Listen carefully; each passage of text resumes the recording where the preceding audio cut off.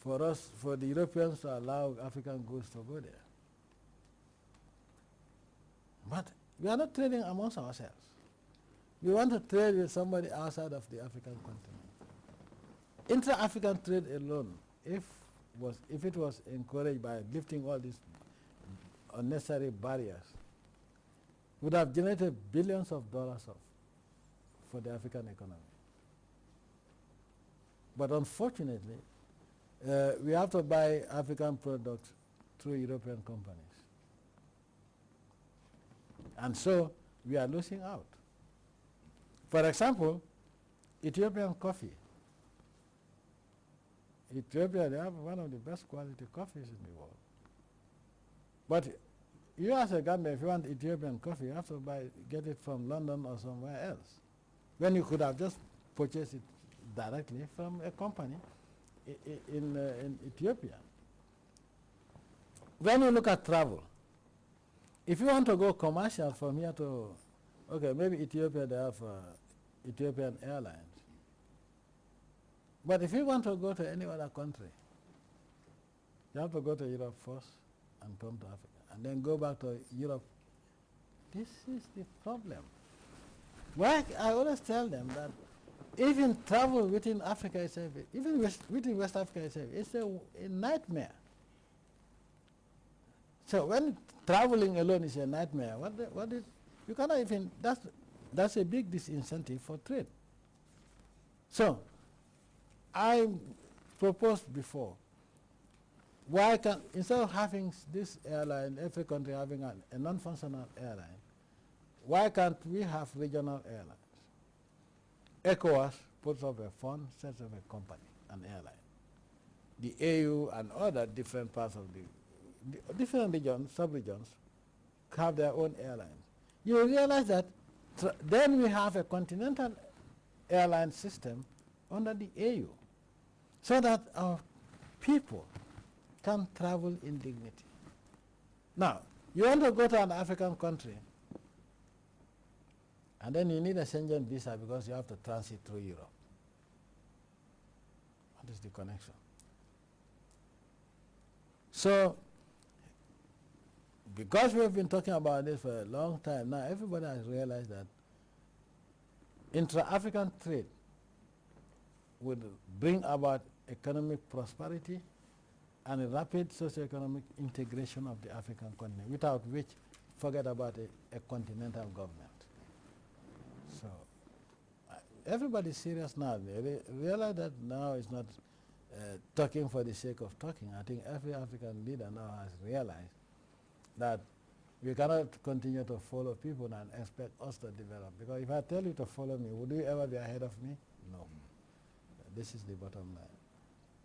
Mr. President, do you hear what they say? Some are saying you're the chosen one, you're very special, and I believe that, Mr. President, you're very special. Why? You have qualities that even your opponents, when they sit down with you, they can easily decipher those qualities. And it is on that note that I want to thank you very much for having granted me this interview. And once again, we would like to, before we end the interview, we would just like to hear your message to the Gambian citizenry on the advent of the 18th anniversary of the 22nd July Revolution. Well, thank you very much for the interview. And my message to the Gambians is very simple. And it's not only for the Gambians, but for Africans, because we seem to have a common disease. Looking up to somebody who has been there, control your destiny, and instead of developing you for 400 years, he underdeveloped you and robbed you off. We should come together. Because even they that we look up to, they have tribes. But do they kill each other? No. They have different religious sects or denominations. Do they kill each other? No. And because they don't kill each other, rather they work together, that's why they are developed. Despite the fact that they robbed us, yes. But they divide, because you can also rob people, and if you are divided, you will, the loot would never benefit you. So let us work together. Politics is not even important. Nobody eats politics. Let us work together. When it is time for politics, vote for anybody you want. But after politics, it's time for development. Let us develop ourselves. Let us work together and make Africa a proud continent that it should have been. And it was before. And that is because Africa was a proud and dignified continent, a wealthy continent for that matter. It attracted these unfortunate elements coming in and colonizing us for so many years. But we Africans should realize that if we don't work together, there is no way we can change the negative status quo. Because unfortunately, in Africa today, you have one catastrophic war after the other, one catastrophic conflict after the other, when we could have worked together.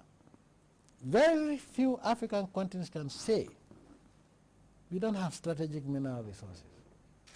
Every African country is endowed with something that can, if properly used, would be sufficient for its socio-economic development.